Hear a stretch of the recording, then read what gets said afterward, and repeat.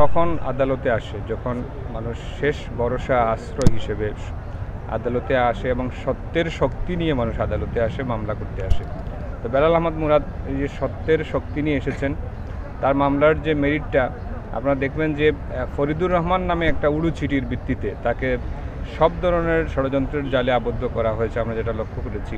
তো সেই ফরিদুর রহমানটা কে, যার চিঠির উড়ু চিঠির বদৌলতে তাকে নানাভাবে হয়রানি করা হয়েছে, তার মানহানি করা হয়েছে এবং অনেক অফিসিয়াল ডকুমেন্ট পাবলিকলি আগে দেওয়া হয়েছে, মিডিয়াতে দেওয়া হয়েছে, যার কারণে তার মানহানি হয়েছে। এবং তিনি যে চাকরিটা করেন এর মাধ্যমে যেটা বলা হয়েছে, তার মাধ্যমে সরকারের কোনো আর্থিক ক্ষয়ক্ষতি হয় নাই, সরকারের কোনো ভাবমূর্তি নষ্ট হয় নাই, উল্টো তার যেটা মানসিক ক্ষতি হয়েছে, আর্থিক ক্ষতি হয়েছে, তার ভাবমূর্তি নষ্ট হয়েছে।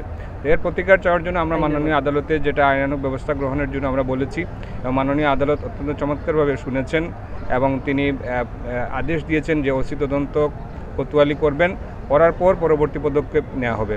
তো আমরা আশা করি বেলাল আহমদ মুরাদ আদালতের মাধ্যমেই যে তার যে সত্যের অন্যায়ের বেড়াজাল থেকে মুক্ত হতে পারবেন এবং তিনি ন্যায় বিচার পাবেন। ধারাবাহিক অন্যায়, ধারাবাহিক ষড়যন্ত্র, ধারাবাহিক মিথ্যাচারের বিরুদ্ধে আপনারা সবার কাছে সুপরিচিত মুখ আমরা বেলাল আহমদ মুরাদ ভাই, তাইন জব হরইন সিলেট সাব রেজিস্ট্রার অফিসও।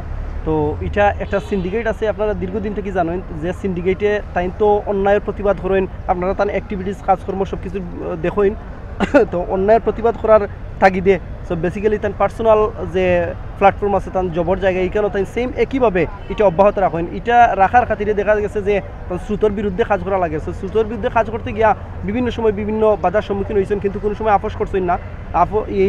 এই যে অনৈতিকতার সাথে আপোষ করছেন না এবং আপোষ করার মতো মানুষ নাই বিদায় এই ষড়যন্ত্র শিকার হইতে হইতে সর্বশেষ যে পদক্ষেপ ইটলিগা মামলা।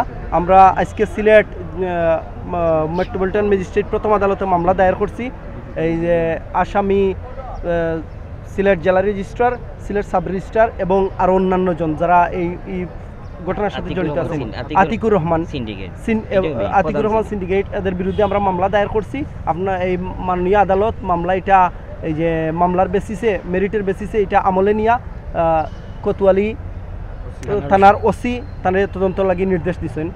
এটা আমরা ধারাবাহিকভাবে আমরা প্রমাণ করবো যে আমার যে মক্কেল যে বেলাল আহমদ মুরাদ তার প্রতি যে অন্যায় আচরণ করা ওর দীর্ঘদিন থেকে করা হয়েছে এবং এটা অব্যাহত রাখছেন, তাদের চাকরিচ্যুত করার লাগি যে ধরনের তারা গেমিং করছেন, এটার আমরা শেষ ন্যায় বিচারের স্থল আদালত, আমরা আদালতের শরণাপন্ন হয়েছি। ইনশাল্লাহ বাকিটা আপনারা ধারাবাহিকভাবে দেখতে থাকবা। বেলাল আহমদ মুরাদ নিঃসন্দেহে এই সময়ে সিলেট অঞ্চলে একটা ক্রেজ। তিনি দীর্ঘদিন থেকে সিলেট সাব রেজিস্ট্রার অফিসে নকল নবিশের কাজ করছেন, পাশাপাশি বিভিন্ন সাংস্কৃতিক অঙ্গনের সাথে তারা তথ্যগতভাবে জড়িত আছে। বেলাল আহমদ মুরাদের বিরুদ্ধে একটা কুচক্রী মহল দীর্ঘদিন থেকে ষড়যন্ত্র জাল বুনে আসছে। তারই ধারাবাহিকতায় এই নকল নবিশের কাছ থেকে তার প্রতি অর্পিত দায়িত্ব সুষ্ঠুভাবে পালন করা সত্ত্বেও এই ষড়যন্ত্রকারীরা তাকে এই বেড়াজাল আটকানোর শত চেষ্টা করছে। আমাদের বিশ্বাস, সততা, নিষ্ঠা, আন্তরিকতা দিয়ে আমরা আজকে বেলাল আহমদ মুরাদের পক্ষে মাননীয়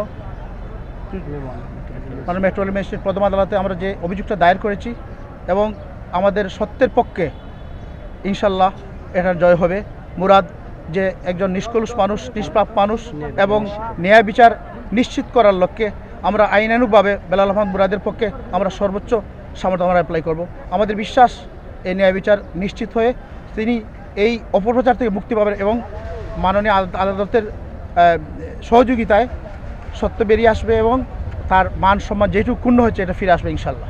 আজকে আমাদের বেলাল আহমদ মুরাদ ভাইয়ের এই মামলার মধ্য দিয়ে তার এই প্রতিবাদের ভিত্তিতে সিলেট সাব রেজিস্ট্রার অফিস হাজার হাজার লক্ষ লক্ষ মানুষের যেখানে প্রতিদিন জিম্মি হচ্ছে যাদের হাতে, এই মানুষগুলা ওনার প্রতিবাদের, উনি যেই ষড়যন্ত্রের শিকার হচ্ছেন সেখান থেকে উনি সুষ্ঠু বিচার পাবেন এবং এই মামলার মাধ্যমে আমরা এই ষড়যন্ত্রকারীদের নেটওয়ার্ক আমরা বাইর করব, যাদের হাতে হাজার হাজার মানুষ জিম্মি, এই মানুষগুলোকেও আমরা মুক্তি দিতে পারবো ইনশাল্লাহ।